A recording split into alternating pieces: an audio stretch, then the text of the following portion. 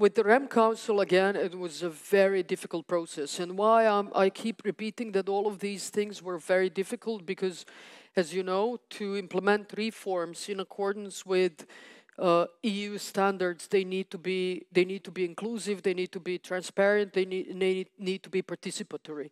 And here, one of the biggest issues that we have in Serbia is this complete lack of trust between us, I would say, in the ruling coalition, and civil society. But it's a complete breakdown of trust. It's not, when we talk about, we do not, from the point of view of civil society, we have no trust in the government or majority in the parliament. But it's also vice versa. We have no trust in most of the civil society organizations, because we think that, throughout the years, and especially in the last year, in 2025, they've been acted more as a political parties or political party representatives than as a civil society, which needs to be a corrective factor, which should be balanced and should actually look only at the quality of the reforms and the quality of initiatives, and be blind to which political side is this coming from. This is how I understand the role of civil society. And in my view, this is not what they're doing. They are very explicitly taking political sides. So this complete breakdown of trust actually makes these reforms very, very difficult, because it's almost impossible to make them participatory and inclusive. And most of our time in the parliament in this year was spent on trying to build this dialogue and mutual trust. And we were successful in one of the most difficult reforms, and that's the law on Unified Voters Register. On REM, we were successful to an extent. Mm-hmm. But still, we have elected 8 out of 9 members of REM Council. The remaining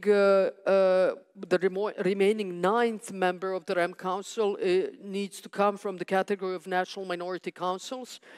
And there again, I think we have a huge problem with actually trying to get the national minority councils to speak to certain civil society organizations for them to find a mutually acceptable compromise. So again, we did not complete this task.